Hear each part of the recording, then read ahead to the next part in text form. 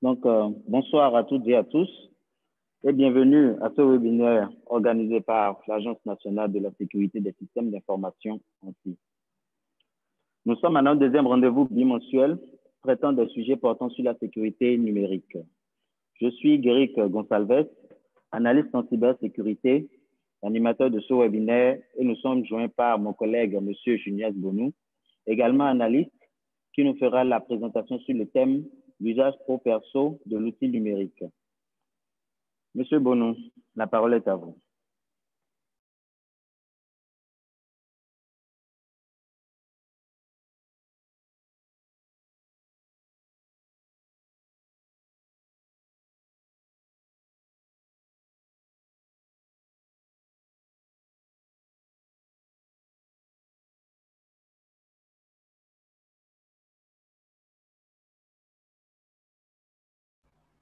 Good.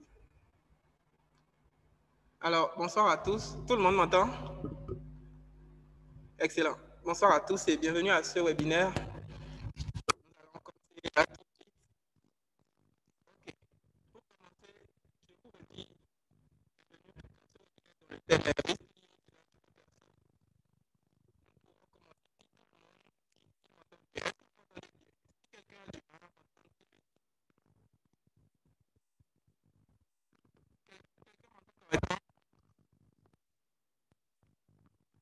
Vous m'entendez correctement maintenant?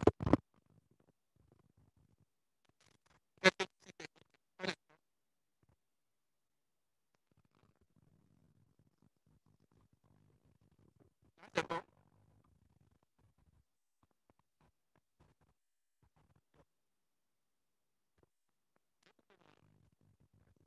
Vous m'entendez?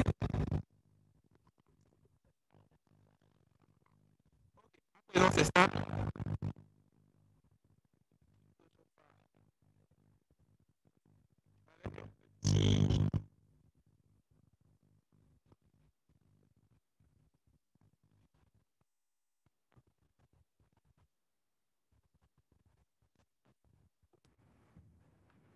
Vous m'entendez correctement là?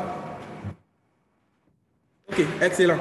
Alors, bienvenue à tous dans ce webinaire dont le thème est risques liés aux usages pro-perso.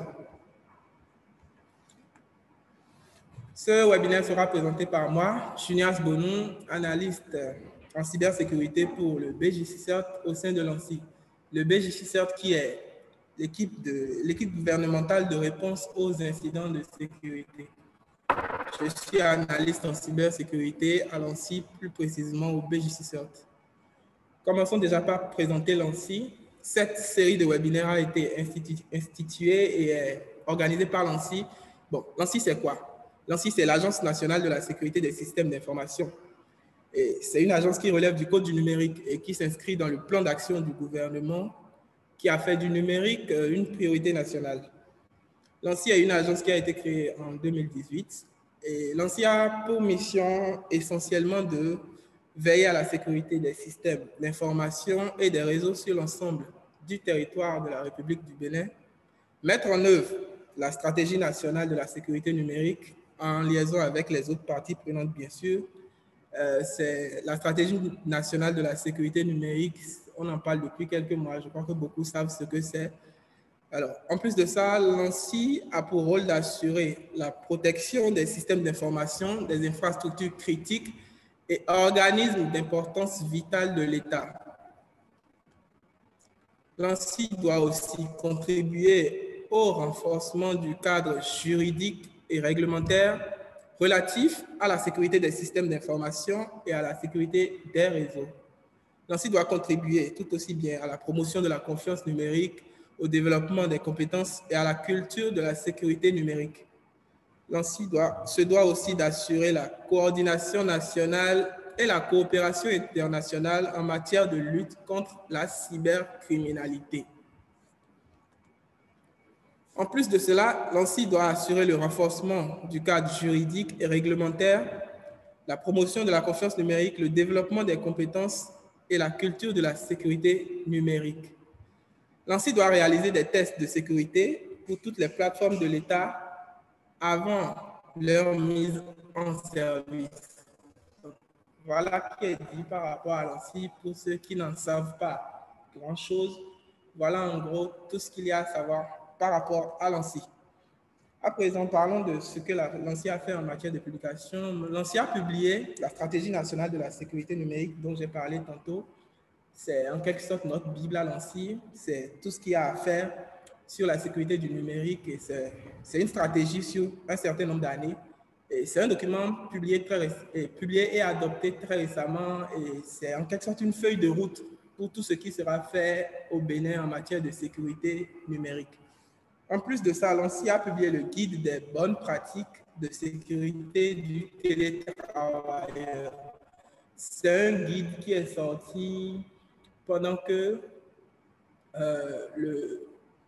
le coronavirus battait plus ou moins son plein et le télétravail était devenu une option de plus en plus prépondérante dans nos administrations. Donc, l'ANSSI avait sorti un guide des bonnes pratiques pour le télétravailleur, spécialement étant donné le contexte dans lequel nous étions. En plus de cela, l'ANSSI a publié le livre blanc, règles d'hygiène de base pour une sécurité numérique personnelle améliorée. C'est un livre qui est sorti aussi il y a quelques mois. Et tous ces documents que je viens de citer sont accessibles sur le site web de l'ANSSI, ansi.bj, pour les personnes qui seraient intéressées, qui voudraient consulter ces livres et s'en servir pour une sécurité numérique mieux élaborée. OK. Pour revenir à notre thème, le thème, c'est risques liés aux usages pro-perso. Usage pro-perso, c'est quoi? Alors, déjà, tout est dans les mots. Usage, pour parler des utilisations que nous faisons des différents outils à notre disposition. Et pro-perso, pour dire le cadre, pour préciser le cadre, tantôt professionnel, tantôt personnel, dans lequel nous utilisons ces outils. Donc, en gros, voilà ce qu'il faut comprendre par usage pro-perso. À présent, je me dis que beaucoup seraient en train de se demander quelle réelle différence il y a entre usage pro et usage perso. Déjà, il faut qu'on soit suffisamment clair. Il existe une grande différence entre usage pro et usage personnel. Je vais vous le démontrer sur un certain nombre de points sur lesquels ils se différencient. Parlons d'abord des usages professionnels. Ils concernent notre travail, notre profession. Ils obéissent à la politique de sécurité de notre lieu de travail. Du moins, ils devraient. Je dis du moins, ils devraient parce que je suis conscient que partout, la politique de sécurité n'est pas respectée quand on fait nos usages professionnels. Mais en réalité, c'est ce qui devrait être. Et pour finir, ils engagent l'institution dont nous sommes travailleurs. Donc, tout ce que nous faisons dans le cadre professionnel, tout ce que nous faisons comme usage professionnel, engage l'institution pour laquelle nous travaillons et non nous-mêmes. Ce n'est pas de nous qu'il s'agit. Parlons maintenant des usages personnels. Les usages personnels nous concernent nous-mêmes et sont conditionnés par notre non-vouloir et nous engagent nous et nous seuls. Ça, c'est ce qu'il y a des usages personnels. Donc, on comprend clairement que tout ce qui est usage professionnel, c'est plus de notre institution qu'il s'agit et non nous-mêmes. Tandis que l'usage personnel, c'est propre à nous, c'est intrinsèquement lié à nous. Du coup, y a-t-il des enjeux de sécurité à ce propos? Je dirais oui, évidemment. Évidemment, il y a des enjeux de sécurité à ce propos. D'une part, on a une organisation, une entreprise que nous représentons dans nos usages professionnels. Et d'autre part, il y a nous-mêmes, notre vie privée, tout ce qui est confidentiel à nous, que nous n'aimerons pas que soit exposé. Donc, d'un côté comme de l'autre, il y a des enjeux. Alors, ces deux usages, quand ils ne sont pas faits convenablement, peuvent nous exposer à des menaces de sécurité. Que ce soit à nous ou notre institution, quand un mauvais usage est fait, quand ces usages ne sont pas faits comme il faut, à la fois notre institution et nous-mêmes pourront être exposés. Pour illustrer, je vais donner des exemples tout simples.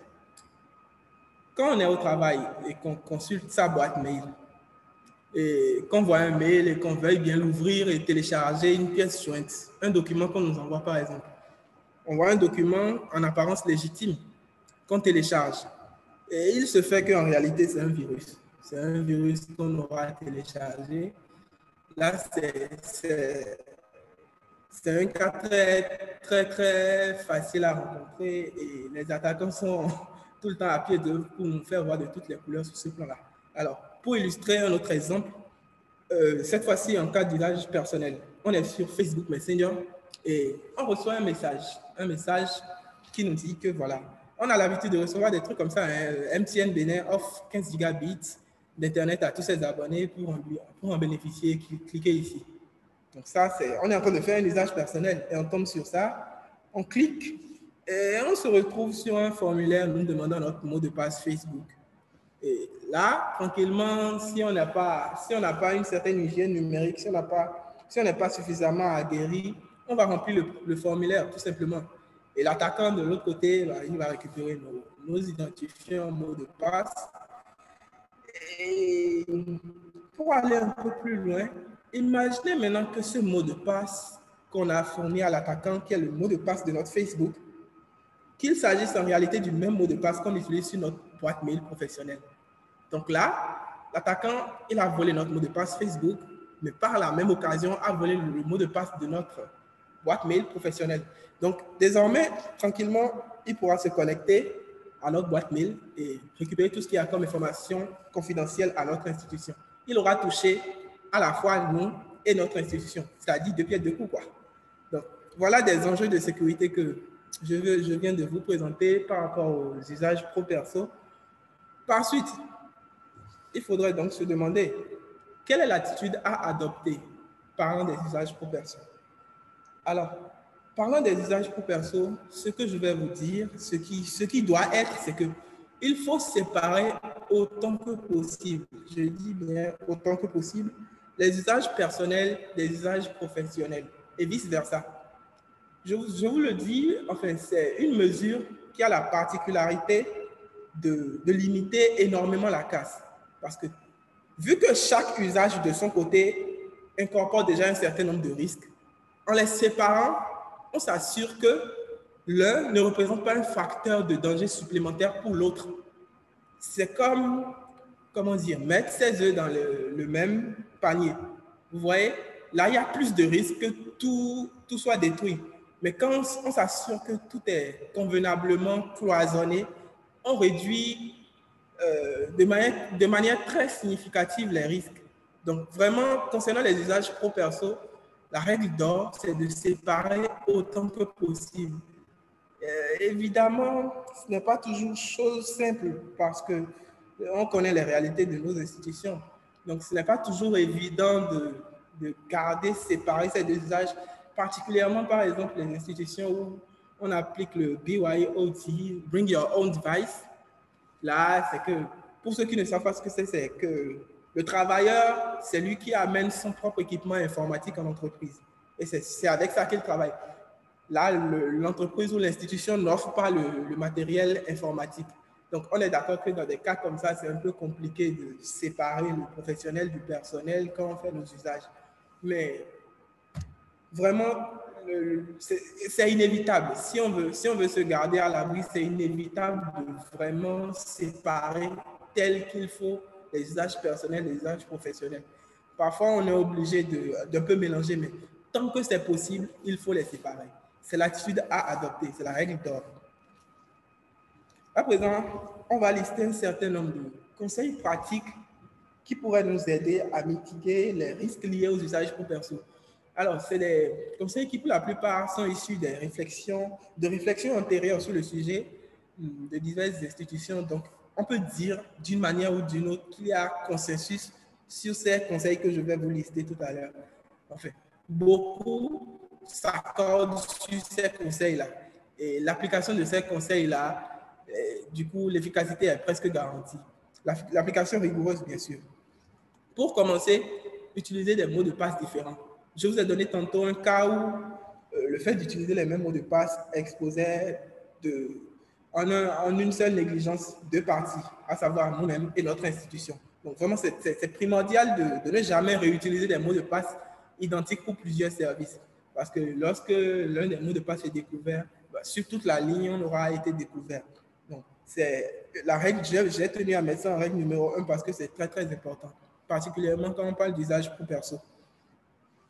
Ensuite, Utilisez Internet de façon responsable sur votre lieu de travail. Quand je dis d'utiliser de façon responsable, je veux dire par là, quand on est au boulot, quand on est sur le réseau de notre lieu de travail, pas de torrent, pas de téléchargement de séries, de streaming, des questions comme ça, parce que ce sont des activités potentiellement à risque. Donc, quand on est sur notre lieu de travail, on voudra bien éviter de faire parallèlement ces choses, parce que c'est de grands vecteurs d'attaque et d'intrusion aussi. Donc, quand on est sur notre lieu de travail, utilisez l'Internet de façon responsable. Ensuite, faire très attention sur les réseaux sociaux, parce que ce que nous disons sur les réseaux sociaux peut avoir une certaine incidence sur notre vie professionnelle. Si on sort trop de détails et que des attaquants sont à l'affût, on peut facilement exposer notre entreprise derrière. On est en train de faire un usage personnel, là, on est en train de s'éclater sur les réseaux sociaux, mais sans le savoir, on expose notre institution. Je prends l'exemple d'un TSI qui se connecte sur Twitter, qui tweet. Ce matin, j'ai fait un contrôle de routine chez mes employés et chez les employés de mon institution. Et j'ai été dégoûté de voir que beaucoup d'entre eux utilisaient les mots de passe par défaut. Ça, bon, il a posté ça et il a partagé sa frustration sur les réseaux sociaux. Mais derrière un attaquant qui sait ça, désormais, il va essayer de tenter tout ce qu'il connaît comme mot de passe par défaut sur ses utilisateurs derrière. Et c'est sûr qu'il va réussir à accéder à un certain nombre de comptes. Donc, rien que par le fait de partager ses émotions, de partager sa frustration sur les réseaux sociaux, il aura exposé toute son organisation, tout un tas d'utilisateurs innocents. Donc, vraiment faire attention sur les réseaux sociaux. Ne pas sortir des détails qu'il ne faut pas faire sortir. Ensuite, contrôler comment et où sont stockées les données relatives à notre institution. Ça voudra dire que si vous avez un document Word plutôt confidentiel relatif à votre lieu de travail, votre institution, il ne faudra peut-être pas le stocker sur une clé USB, sachant que peut-être vous allez rentrer à la maison avec cette clé USB, votre épouse peut l'utiliser ou votre frère peut l'utiliser. C'est que réellement contrôler où on stocke tout ce qui est relatif à notre entreprise. Parce que quand c'est des dispositifs de stockage amovibles et que ça peut se retrouver ailleurs, c'est vraiment pas du tout conseillé et ça expose très facilement des données confidentielles. Vous allez apprendre qu'il y a fuite d'informations. Parfois, on ne sait même pas que la fuite vient de nous. Donc, vraiment contrôler où on stocke quoi. Et aussi éviter de stocker sur n'importe quel cloud des informations qui sont liées à votre institution. Des informations personnelles, peut-être, on peut stocker sur n'importe quel service cloud qu'on trouve. Mais tous les services cloud ne sont pas faits niveau sécurité pour résister à toutes sortes d'intrusions, toutes sortes d'accès non autorisés. Donc, vraiment, il ne faudra pas dire que parce que c'est le cloud, c'est sécurisé, je vais mettre les données là-bas. Non, pas du tout. Alors, par suite, toujours faire les mises à jour de sécurité, avoir un antivirus sérieux d'un fournisseur. Donc, ça, sincèrement, je ne sais pas s'il faut vous expliquer encore le bien fondé de cette mesure-là. On sait tous ce qu'on a à gagner en faisant les mises à jour régulières et en ayant un antivirus. Ça protège de beaucoup de situations d'intrusion, de malware, etc. Donc, parfois, je veux bien admettre que par erreur, on fasse des usages qui nous exposent. Mais quand on a des antivirus sérieux et qu'on fait les mises à jour régulières, dans la plupart des cas, ces programmes-là pourraient nous sauver la mise. Donc, sérieusement, faire les mises à jour qu'il faut, quand il le faut, et je pense que tout ira bien.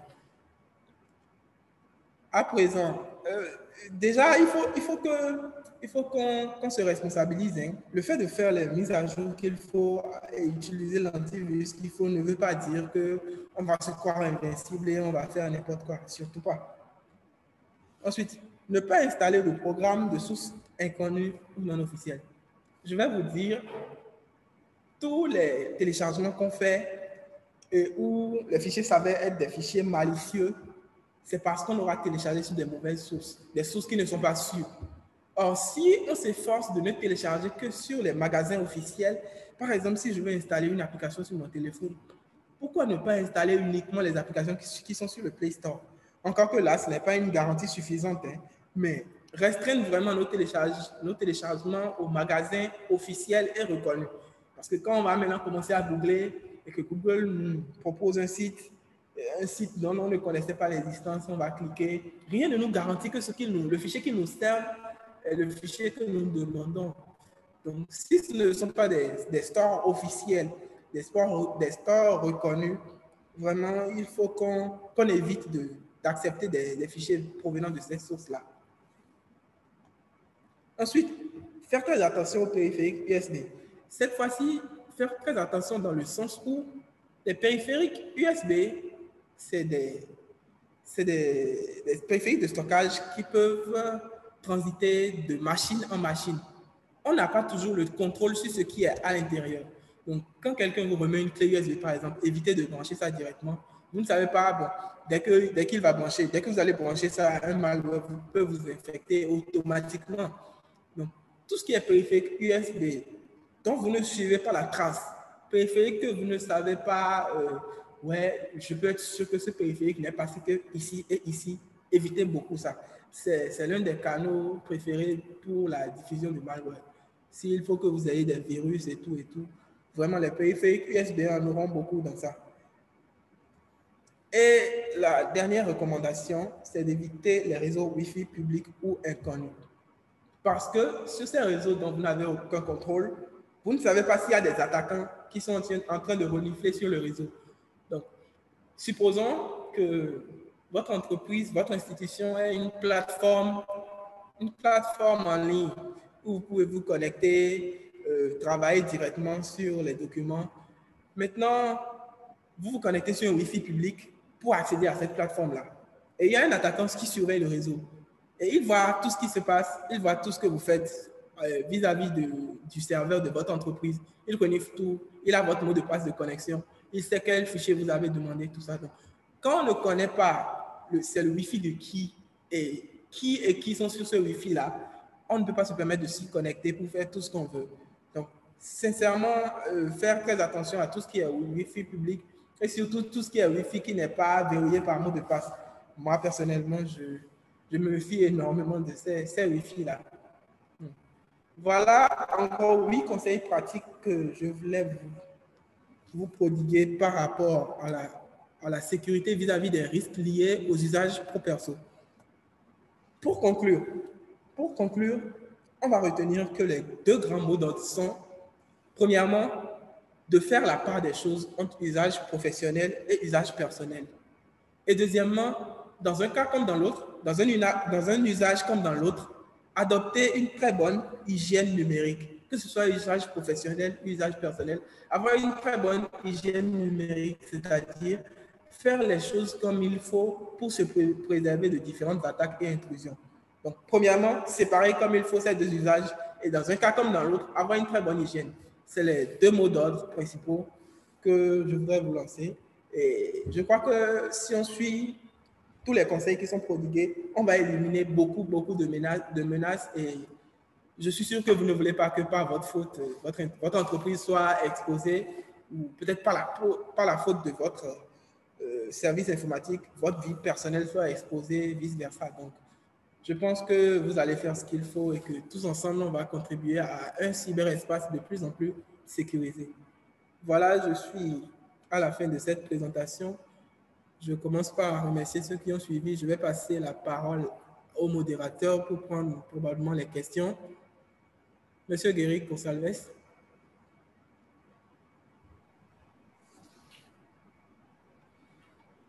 Alors, Monsieur Junias, merci beaucoup pour cette présentation très captivante. Alors, Monsieur Benoît Junias nous a fait la brève présentation de l'ANSSI, suivi des actions de sensibilisation en matière de sécurité numérique, lesquelles font partie de notre stratégie nationale de sécurité qui a été validée le 6 mai 2020 en Conseil des ministres. Ensuite, nous sommes rentrés dans le vif du sujet qui est l'usage professionnel et personnel de l'outil du numérique et comment le manque de distinction de ces usages expose les individus à de nombreux risques de sécurité. Nous avons aussi pris connaissance des précautions à prendre et conseils pratiques tels que l'utilisation de façon responsable de l'Internet dans notre milieu de travail, les mises à jour régulières de nos machines, notamment nos PC et appareils mobiles, et aussi faire attention aux liens sur lesquels nous cliquons, pour ne citer quelques exemples. Nous allons à présent passer à la phase des questions auxquelles nous allons répondre au fur et à mesure. Vous pourrez soumettre votre question à travers le chat public ou lever la main via Zoom afin de poser la question par audio. Vu le temps limité qui nous est imparti, nous prendrons les questions qui devront se focaliser sur le sujet du jour. Donc là, je vais désactiver le mute pour tout le monde. Et mesdames et messieurs, chers participants, la parole est à vous.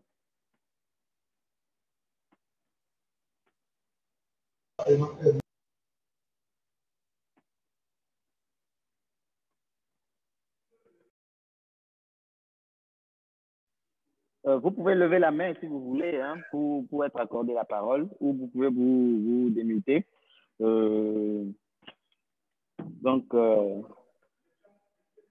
Ou écrire dans le chat. Oui, allô? Oui, allô, on vous reçoit. Oui. C'est M. Raouf Abouzouma, du ministère de l'Eau et des Mines. Très bien, M. Abouzouma. Vous pouvez poser votre explication. Merci. J'ai bien suivi la présentation et je fais référence au document dont vous avez parlé tout à l'heure, le document sur les règles d'hygiène de base pour une sécurité numérique. Et je n'ai pas de questions en tant que telle, mais je voudrais que pour la prochaine fois, la prochaine présentation, que vous nous parliez un peu des 5 astuces pour protéger votre vie privée en ligne. Merci beaucoup. D'accord. Monsieur Zounon. Vous m'avez suivi, j'espère. Oui, monsieur Zounon demandait. Dans le document, vous avez présenté les 5 astuces. Hein? Oui. Voilà. Je voudrais que pour la prochaine présentation, que vous nous parlez plus en détail de ces astuces-là pour une utilisation plus appropriée. OK. Vous souhaitez que pour les prochains webinaires, on pense à inclure un thème parlant principalement de ça, de ces 5 astuces-là et que nous les développions, c'est bien ça? Oui, je prends par exemple HTTPS Everywhere que vous avez cité. Plus en détail, comment on utilise ça, quoi. OK, ça suppose que vous n'avez pas tous les détails dont vous avez besoin dans le document. Donc, vous auriez préféré qu'on fasse une séance pour présenter plus les conseils qu'on a prodigués dans ce document-là. Absolument. OK, ce sera pris en compte. Du mieux qu'on peut, on va. Merci beaucoup. Voilà.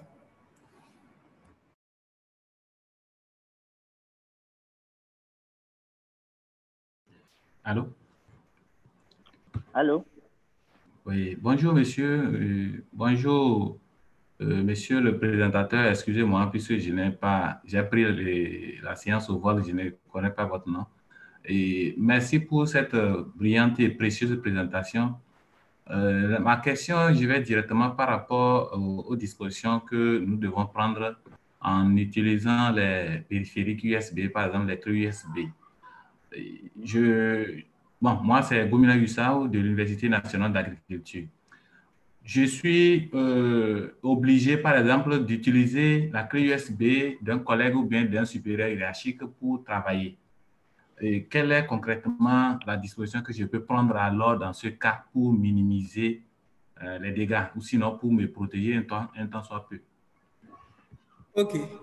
Parlant de périphérique USB, il faut absolument que vous œuvrez pour que chacun ait le sien et qu'il y ait une certaine confiance entre les utilisateurs de ces périphériques-là, de manière à ce qu'on soit sûr qu'ils ne vont pas être connectés à d'autres machines externes, vraiment, en quelque sorte, suivre la trace du périphérique.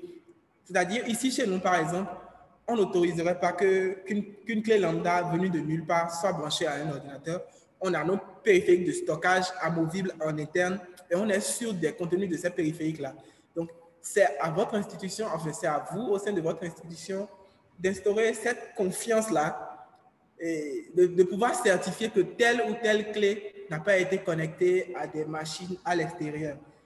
Que ce soit votre supérieur ou pas, je doute que vous deviez être forcé à utiliser un périphérique à risque.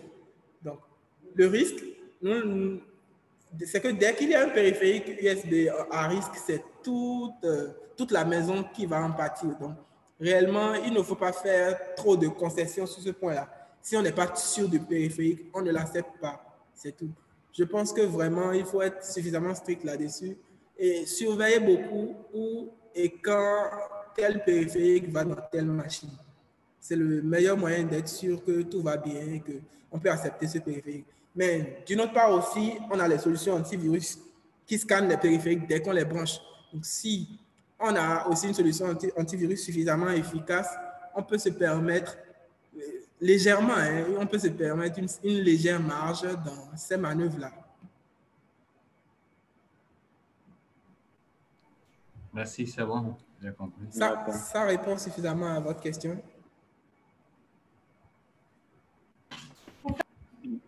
Donc, nous avons M. Youssaou qui voudrait poser une question. Oui, c'est bien fait. C'est moi qui viens de passer, oui. Ah, ok, d'accord. Donc, nous allons passer à M. André Tossou. Merci. Allô? Oui, allô, on vous reçoit très bien. D'accord. Merci. Je salue l'initiative. Je viens de rattraper la communication au vol, mais je crois qu'à partir de la conclusion, vous m'entendez? Oui, bien sûr, on vous entend très bien. D'accord. Je suis André Tossou du ministère des Affaires étrangères et de la coopération. J'ai rattrapé le webinaire au vol parce que j'avais des problèmes de connexion dès le départ. Mais à y suivre de près, je constate que par rapport aux clés USB ou bien aux périphériques USB, il viendra un moment où nous ne pourrons pas les utiliser. Et M. Youssaou l'a déjà dit, lorsque mon supérieur hiérarchique me présente une clé USB, je ne suis pas censé savoir l'itinéraire de cette clé-là. Donc, il serait difficile de vérifier vraiment l'itinéraire des périphériques USB avant de les insérer. Alors, la question que je voudrais poser dans ce sens, est-ce à dire que d'ici à là, les clés USB vont disparaître et ainsi que les disques durs? Ça, c'est la question que je pose. L'autre volet, lorsque je veux accéder à mon mail professionnel et que je constate que mon mot de passe a expiré, ou bien j'ai comme l'impression, voilà, j'ai comme l'impression que quelqu'un a accédé à mon compte et je veux modifier le mot de passe, on me demande de me rapprocher de mon administrateur. Or, l'administration du réglage des mots de passe, c'est au niveau de la direction des services informatiques. Est-ce que je dois tout le temps me déplacer vers les collègues du service informatique? Est-ce qu'il n'y a pas possibilité de donner la main aux agents même de pouvoir modifier ou bien de pouvoir changer leur mot de passe quand le besoin se présente? Et l'autre chose, on parle d'avoir la licence ou bien être administrateur. Bon, je ne sais pas trop, je ne vais pas revenir sur ce débat, mais je voudrais juste, pour finir, faire une contribution. Quant au téléchargement des fichiers, c'est vrai, il faut faire extrêmement attention. Parce que lorsque vous allez sur des sites inconnus, vous avez la certitude de pouvoir avoir votre compte piraté. Ça, il n'y a rien à faire. Moi, personnellement, je m'en méfie. Moi, parfois, même quand on m'envoie des liens HTTPS, je suis hésitant. La preuve, tout à l'heure, quand j'ai reçu le mail hier soir, j'ai posé d'abord le problème au chef service informatique de mon ministère pour lui dire, voilà, j'ai reçu tel mail m'invitant à telle activité, dois-je y participer? Il me dit c'est le lien le plus sûr.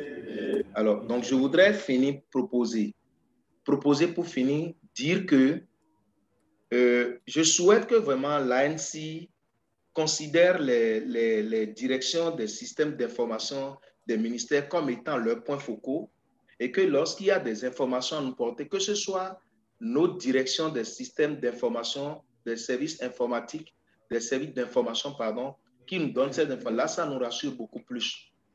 Parce que parfois, on voit des mails, on dit un individu du nom de tel a tenté de pirater la plateforme gouvernementale et c'est un message de l'ANSSI. Moi, je ne réponds pas. Donc, je voudrais vraiment que l'ANSSI nous rassure quant à l'utilisation des mails professionnels, contrairement aux mails privés. Je vous remercie.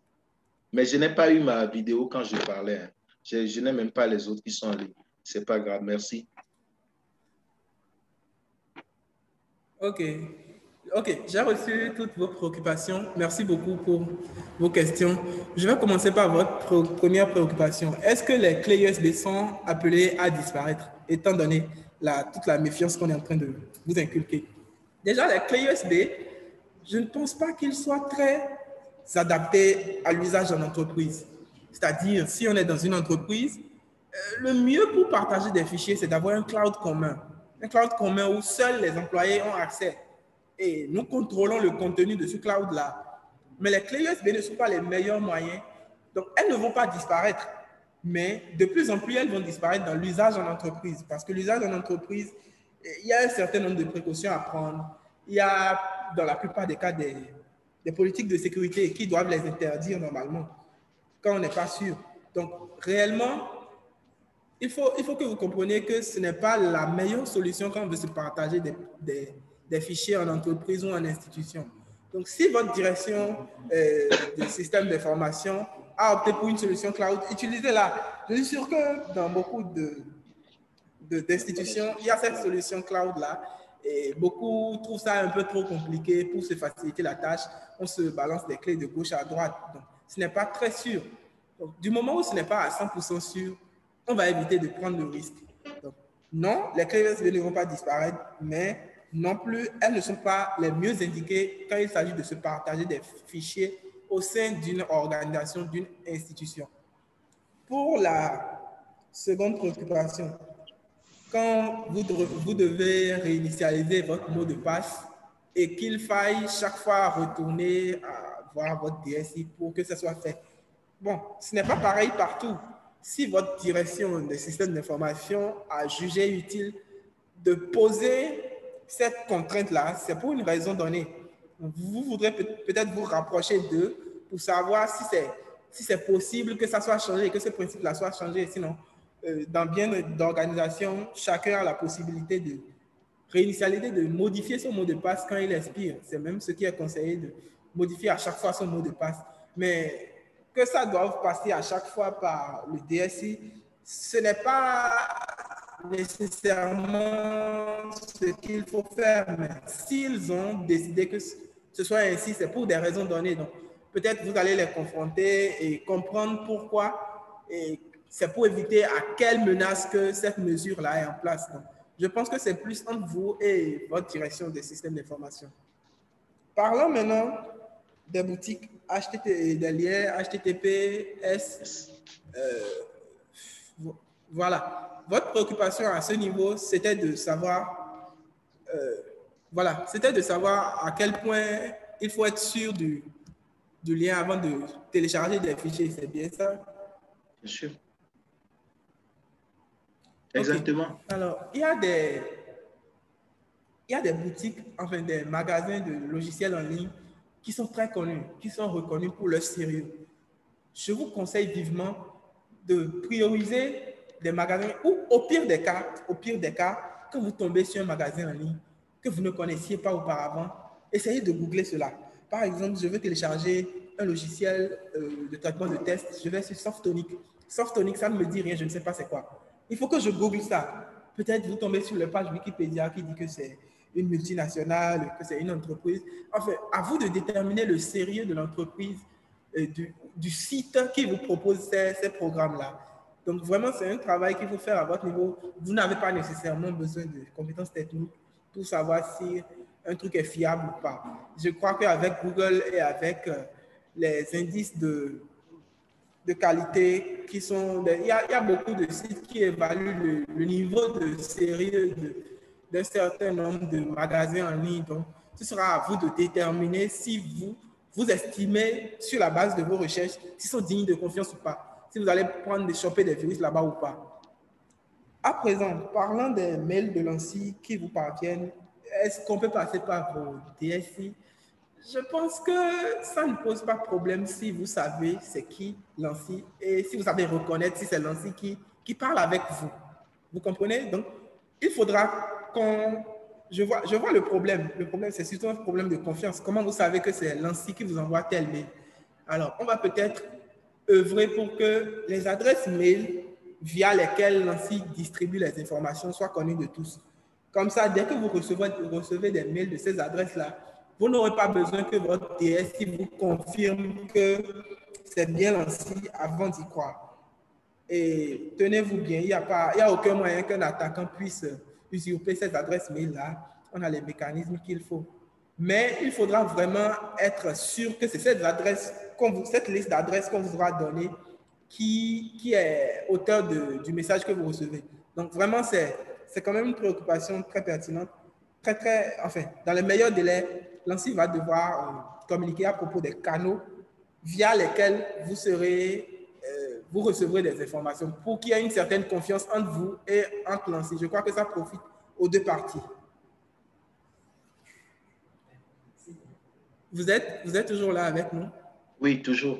OK. Est-ce que j'ai répondu à toutes vos préoccupations? Oui, vous avez répondu à toutes mes préoccupations, mais je voudrais faire un rectificatif. Quant au mot de passe, je n'ai pas dit que, ou je n'avais pas l'intention de dire que quand il me faut modifier mon mot de passe, il faille que je m'adresse à mes collègues de la DSI.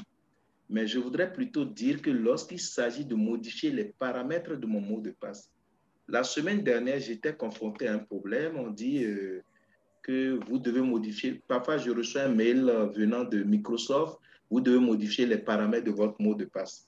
Bon, moi, ne m'y connaissant pas, je m'adresse directement à mes collègues de la DSI. Ce que je voudrais savoir, est-ce qu'il n'y a pas, vous l'avez dit dans vos réponses, que dans plusieurs structures, les agents ont la possibilité de modifier les paramètres de leur mot de passe. Mais bon, dans le cas de notre ministère, c'est peut-être un choix stratégique que les gens ont fait et je respecte ce choix, mais je voudrais souhaiter que l'ANSSI et l'ANSSI uniformisent, d'accord, cette pratique-là. Là, nous sommes sûrs que quand j'ai, par exemple, l'impression que quelqu'un a accédé frauduleusement à mon compte, que je puisse modifier automatiquement mon mot de passe pour récupérer mon compte.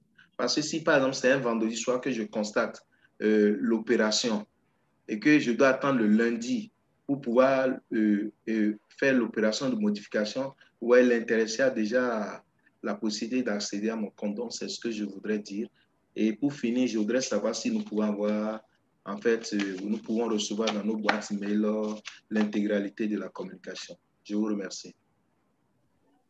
Oui, allô? Déjà, par rapport à ça, je vais vous dire qu'il y a un prochain webinaire qui va essentiellement se focaliser sur les mots de passe et la gestion des mots de passe et tout ce qu'il y a à savoir par rapport à ça.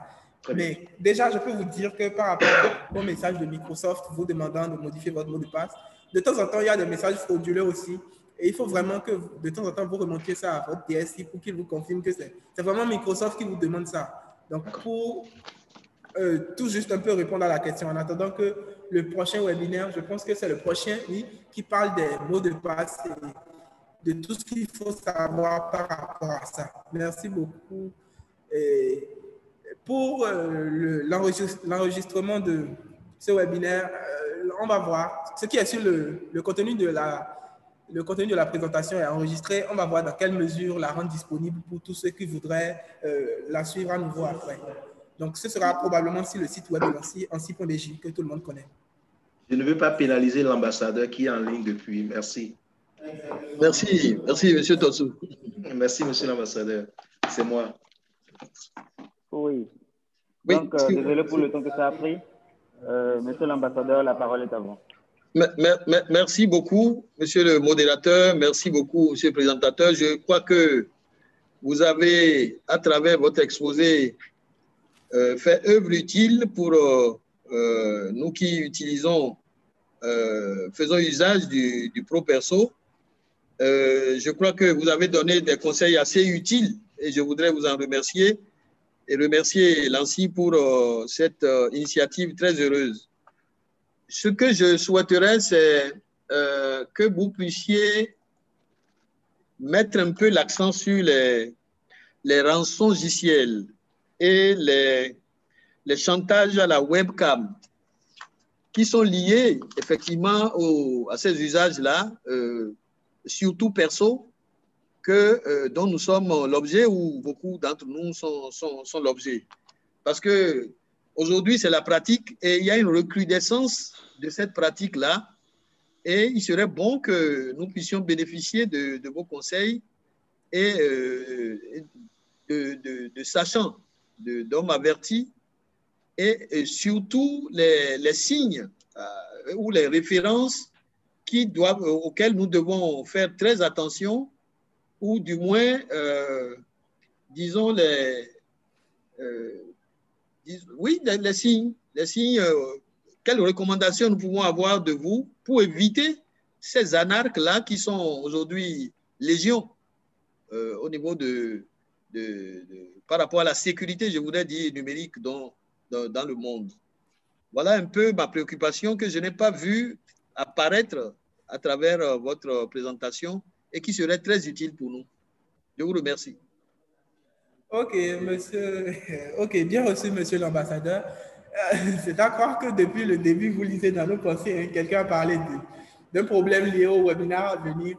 Laissez-moi vous dire que par rapport aux histoires de sextorsion, de chantage à la webcam, c'est déjà prévu. On a tout un calendrier de webinaires et très, très bientôt, il y en aura un accès essentiellement sur ça, sur tout ce que vous allez subir comme attaque personnelle, tous les risques que vous encourez, comment vous plaindre, etc. Quelle est la procédure. Donc, ça vient très bientôt aussi. Et déjà, je peux vous dire, en cas de, par exemple, parlant des rançongiciels, dès que vous constatez cela, vous allez sur le site du BJ6cert qui s'écrit 6cert.gouv.bj. Le modérateur va écrire ça dans le chat. 6cert.gouv.bj, vous allez voir le bouton signaler un incident. Dès que vous cliquez sur le bouton là, vous pourrez signaler l'incident de sécurité auquel vous avez été confronté et les actions seront prises pour que vous soyez assisté comme il faut. Donc, pour le reste, ça viendra dans les webinaires à suivre et vous aurez totale satisfaction. Soyez-en sûrs.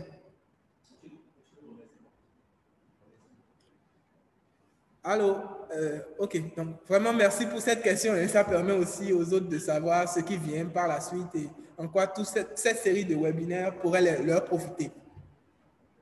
Merci, du courage. Merci beaucoup, monsieur l'ambassadeur. Merci beaucoup, monsieur l'ambassadeur. On a aussi une question qui vient du chat, qui nous parle de la mise en place d'une politique pour exiger l'usage exclusif dans nos institutions des équipements personnels. Pour exiger l'usage exclusif dans nos institutions des équipements personnels. Alors, vous savez, chaque institution avec ses réalités.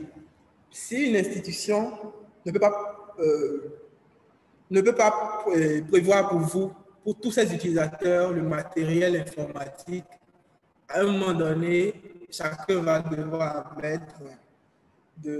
y mettre du sien, apporter son équipement pour pouvoir faire les travaux. Mais si, je pense que dans les environnements où il y a d'équipements informatiques pour tout le monde, on n'a aucune raison valable d'insister à apporter des équipements personnels parce que c'est des sources de menaces supplémentaires. Maintenant, tout dépend de la politique de sécurité de là où vous travaillez. Si la politique de sécurité l'autorise, allez-y, vous pourrez le faire. Mais pour rester le plus possible à l'abri des menaces, je pense qu'il faut séparer, comme je l'ai dit, un tant soit peu, usage personnel, usage trop personnel et professionnel. Si vous avez déjà un équipement de travail, il ne faudra pas rajouter les menaces liées à votre équipement de la maison et venir l'introduire dans le réseau d'entreprise pour tout pourrir. Donc, vraiment, faisons suffisamment attention. L'ANSSI ne peut pas exiger à chacun, à tous, interdisez ceci, interdisez cela de manière arbitraire.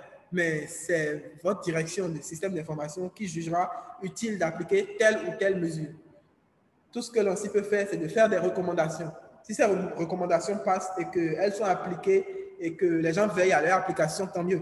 Mais nous ne pouvons pas obliger les gens à appliquer les recommandations. J'espère que j'ai répondu à votre question. Allô? Et M. Kitoyi, j'espère qu'il est satisfait de la réponse de mon collègue, M. Bounou. Alors, nous à M. Kosolou, qui a levé la main pour poser une question. Monsieur Kosolou, la parole est à vous. Oui. Bonjour, monsieur. Oui, bonsoir. Allô? Oui, bonsoir. Bonsoir. Oui, j'ai bien suivi la communication, mais j'ai laissé un lien dans la rubrique discussion. Sur le lien, vous avez partagé un lien sur le site de BGCit sur les vulnérabilités en utilisant Zoom pour faire des réunions de visioconférence. Donc, je suis en train de dire que la présente session de Zoom, est-ce que ça ne contraste pas avec les vulnérabilités relevées dans l'article? Puisque dans l'article, il a été conseillé d'utiliser Teams et autres applications à part Zoom, parce que Zoom comporte assez de vulnérabilités. Merci. OK. Donc, en fait, on a écrit un article, bien entendu, sur Zoom. Rassurez-vous, vous ne risquez rien. Vous qui avez rejoint ce webinaire, vous êtes à l'abri de toutes sortes de problèmes. On a vraiment pensé à tout. Et parlant de Zoom, vous savez, c'est une application qui a vraiment été secouée par les différentes attaques. Mais c'est une application qui évolue avec le temps. Il y a des nouvelles mises à jour et des efforts de la part de l'entreprise pour maintenir les minima en matière de sécurité, à condition que, bien entendu, nous aussi, nous prenons les dispositions qu'il faut. Donc, si votre inquiétude est par rapport à ça, je vous rassure, il n'y a pas de souci. Parlant de Teams, on aurait pu le faire par Teams, mais c'est pas, tout le monde n'a pas Teams. Et notre but, c'est plus de toucher le maximum de personnes possible. Donc, on aurait pu vous imposer d'aller prendre Teams pour suivre cette série de webinaires, mais à quoi bon? Donc, on a jugé utile de faire avec Zoom tout en prenant un maximum de précautions. Allô? D'accord, je suis satisfait, mais est-ce que vous nous... comme ça, vous nous dites désormais que Zoom est sécurisé et qu'il faut l'utiliser dans l'administration comme un outil professionnel? Il n'y a pas de sécurité absolue. Par contre, même avec les outils les plus défectueux, il y a des précautions que l'on peut prendre pour s'assurer d'être tiré de l'affaire. Donc, je pense que dès que vous pouvez même googler, avoir une idée d'un certain nombre de mesures à prendre pour s'assurer qu'il n'y a pas de risque quand vous utilisez Zoom. C'est à vous d'utiliser avec précaution et de prendre les mesures qu'il faut pour que Zoom ne soit pas une occasion de chute pour vous. Donc, vous pouvez l'utiliser, mais à condition de bien l'utiliser. Même Teams, il y a des vulnérabilités qui existent sur Teams.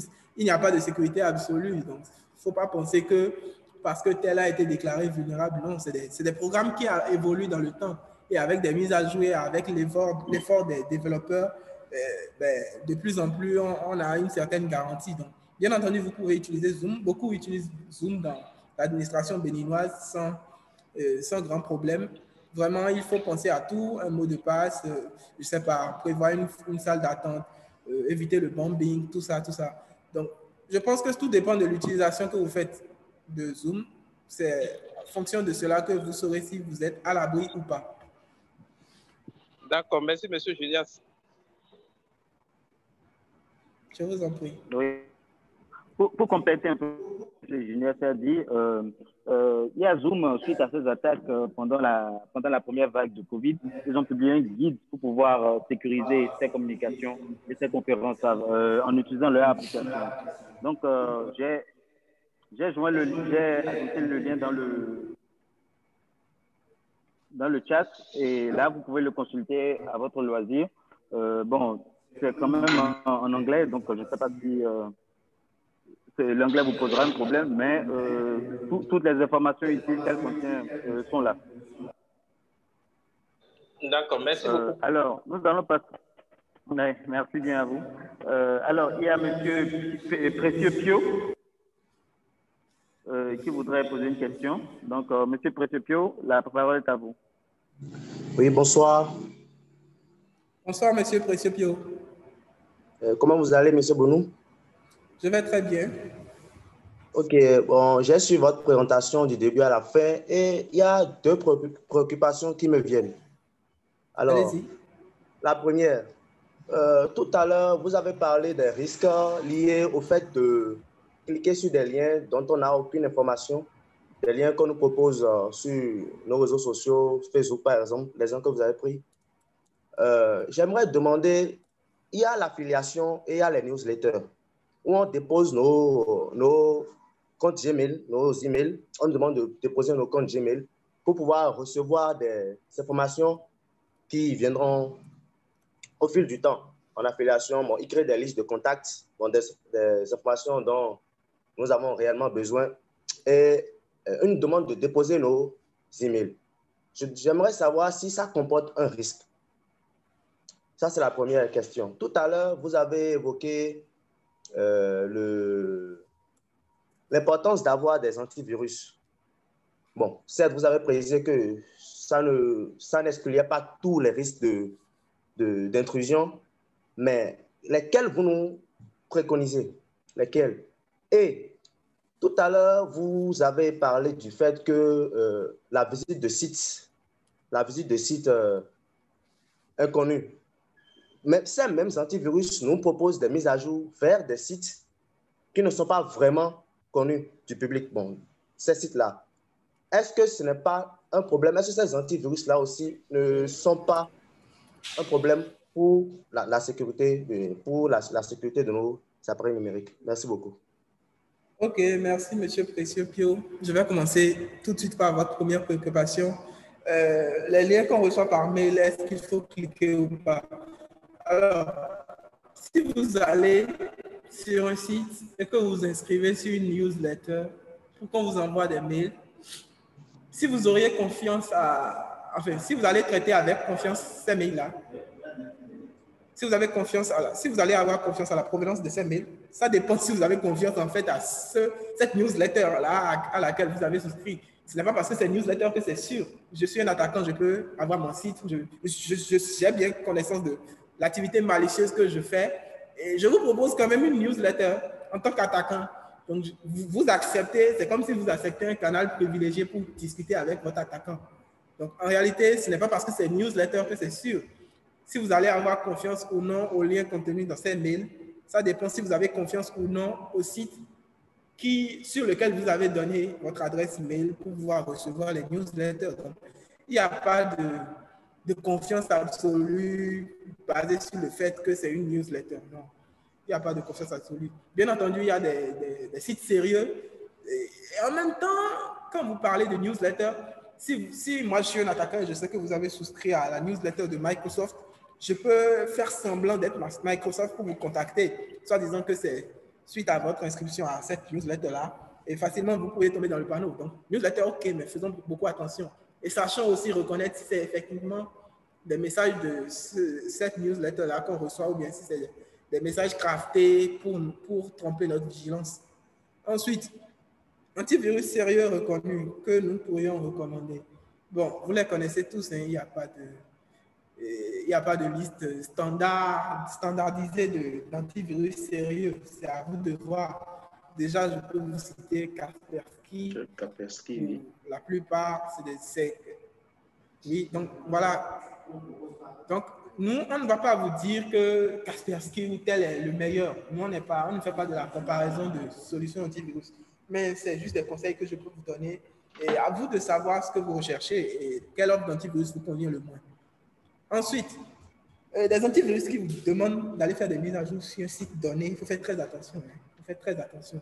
En général, un antivirus qui veut mettre à jour sa base, il le fait lui-même. C'est le programme lui-même qui le fait. Il ne vous demande pas d'aller télécharger quelque part quelque chose. Donc, s'il y a un antivirus qui vous dit d'aller sur tel site, il faut vraiment faire attention quand même. C'est les antivirus sérieux qu'on connaît, c'est des antivirus qui s'auto-mettent à jour et très périodiquement. Donc, si un antivirus vous demande d'aller sur un site que vous ne connaissez pas, n'y allez pas, sous prétexte que c'est parce que c'est l'antivirus qui l'a dit. Comme je vous l'ai dit, il y a les antivirus et il y a les antivirus de confiance. Donc, voilà, en gros, est-ce que je vous ai satisfait? Je pense qu'on est en train de dépasser le temps. On va peut-être prendre une question de plus. Donc, déjà, Est-ce que j'ai satisfait, M. Pio? Oui, c'est bon. C'est bon, merci beaucoup. Okay. Effectivement. Donc là, nous allons prendre la dernière question de M. Fadi Moussa. M. Fadi Moussa, la parole est à vous. Moussougan, s'il vous plaît. Okay. Ah oui, pardon. Bonsoir, M. Fadil Moussougan. Bonsoir à tous. Bonsoir à M. Bonou. Je voudrais poser une question de curiosité. Est-ce que je comprends bien l'enjeu par rapport aux usages pro-perso? Je voudrais poser une question dans l'autre sens. Est-ce que nos institutions nous offrent la sécurité? Parce que dans la pratique, il arrive qu'on ait en plus des outils professionnels fournis par l'entreprise. Ce n'est pas rare de voir des collègues ou des gens à ramener parfois leurs outils personnels pour se connecter au réseau de l'entreprise. Est-ce que nos entreprises nous donnent, comment on appelle, la garantie que nos données personnelles ne seront pas, en fait, l'attaquant qui attaque de dehors? Est-ce que notre entreprise ne veut pas constituer un attaquant pour nous-mêmes à l'interne? Est-ce qu'il y a des normes, bien il y a des garanties à cela? Parce que moi, je constate souvent que, voilà, soit c'est avec un téléphone, soit avec un ordinateur autre que celui de travail, on se connecte au réseau, le réseau Wi-Fi de l'entreprise pour faire ses usages personnels et tout. Est-ce que nos entreprises nous garantissent, ou bien est-ce que dans la pratique, les entreprises donnent une certaine sécurité par rapport à ces usages-là?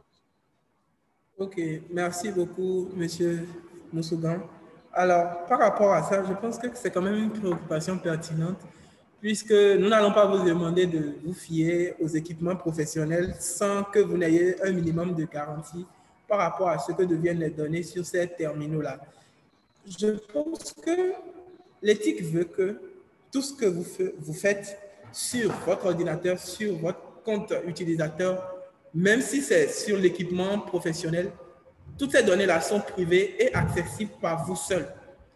Du moment où vous ne partagez pas votre mot de passe à un collègue ou que vous ne partagez pas les identifiants d'accès à quoi que ce soit à personne, l'entreprise, votre DSI, en fait, ceux qui gèrent votre système d'information doivent tout au moins vous garantir que ce qui est à vous est à vous. Et on ne peut pas se lever du jour au lendemain et commencer à fouiner dans votre compte utilisateur juste parce que l'ordinateur appartient à l'entreprise. L'éthique même de la fonction n'autorise pas les informaticiens à venir fouiner. Mais si déjà, vous aussi, par exemple, votre mot de passe pour accéder à votre session, c'est AZERTY, vous êtes d'accord que vous-même, vous ne vous aidez pas.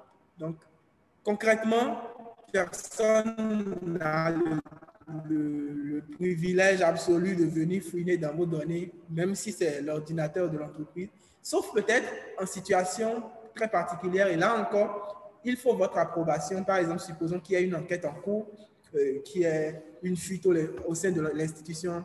Naturellement, les enquêteurs vont vouloir fouiller dans les données de chacun. Donc, dans des cas exceptionnels comme ça, on peut vouloir jeter un œil sur le contenu de votre ordinateur. Mais toujours est-il qu'il faut votre aval d'une manière ou d'une autre avant de commencer à fouiner. Donc, vraiment, c'est une garantie qui ne devrait pas, il ne devrait pas avoir de doute là-dessus, quoi. C'est une garantie que vous devrez avoir vis-à-vis, enfin, entre vous et votre service informatique. Il doit y avoir cette confiance-là que, ouais, ce que je mets ici, c'est à moi et à moi seul. Ça permet aussi de pallier à beaucoup de choses, qu'il y a une traçabilité. Et si tout le monde peut accéder aux données de tout le monde, on peut dire que c'est tel qui a modifié telle chose et on ne sait pas qui a fait ci, qui a fait ça. Pour des raisons de traçabilité même, la règle veut que vos données soient à vous et à vous seul. Merci. Merci, M. Moussougan, pour cette préoccupation très enrichissante. Alors, il y a M. Ménic Betor Vincent de Paul qui posait la question tout à l'heure par rapport à Windows Defender. Donc, il voudrait savoir si un Windows Defender à jour sur un poste suffit-il pour protéger sa machine ou faut-il absolument installer un autre antivirus? Monsieur Junior? OK. Donc, Windows Defender, de mon point de vue, Windows Defender fait le job. Si vous avez les mises à jour régulières, Windows Defender fait le job. Parfois, même à vouloir s'encombrer de trop de solutions antivirus, vous risquez de vous perdre et de prendre des trucs pas fiables. Et aussi, il ne faut vraiment pas, il faut éviter de penser que l'antivirus fera tout pour vous. On aura beau vous dire que tel antivirus est bon, tel antivirus est mieux, il ne faudra pas se soustraire aux règles d'hygiène numérique. Il ne faudra pas cliquer n'importe où, il ne faudra pas aller sur n'importe quel site. L'antivirus ne fera que sa part sur la base de la connaissance qu'il a des virus. Mais concrètement, le travail nous revient. Donc, je n'aimerais pas comprendre dans ce débat de quel antivirus est efficace. Non. Le plus efficace des antivirus, c'est notre comportement. Concrètement. Donc, vraiment, pensez à ça et je pense que c'est la meilleure manière de vous sentir en sécurité. Monsieur Mény-Beto, j'espère que Monsieur Bonou-Juliette a répondu à votre préoccupation. Donc, alors, nous allons conclure ce webinaire. Oui, merci, Guéric. Merci, Guéric. Merci également à Junias. Je crois que ce qu'il a dit, on le sait déjà, le premier rempart, c'est d'abord l'homme. Si l'homme peut essayer de faire, de suivre les conseils qu'il a donnés, bon, on peut déjà éviter beaucoup de choses. Merci. Merci à vous. Donc, nous allons conclure ce webinaire sur l'usage pro-perso des outils numériques. Monsieur Junias, nous vous remercions pour votre présentation qui était très captivante. Nous remercions aussi les organisateurs d'avoir mis les moyens nécessaires pour sa réalisation et également chers participants pour votre suivi, vos questions et préoccupations. Vous pourrez contacter l'Agence nationale de la sécurité des systèmes à travers notre site web ansi.bj ou sur Twitter et aussi sur Facebook @ansi.bj. Notre prochain webinaire portera sur la stratégie de définition des mots de passe. Le lien sera disponible à travers nos canaux usuels de communication. Mesdames et messieurs, nous vous souhaitons une très agréable soirée et à notre prochain rendez-vous le jeudi 19 novembre 2020. Merci à toutes et à tous. OK. Merci à tous. Vraiment, merci pour votre contribution, votre participation et tout. On se retrouve la prochaine fois pour un webinaire pour le prochain épisode de cette série de webinaires. Bonne soirée à tous et bon week-end par anticipation. Bonne soirée, merci. Merci beaucoup.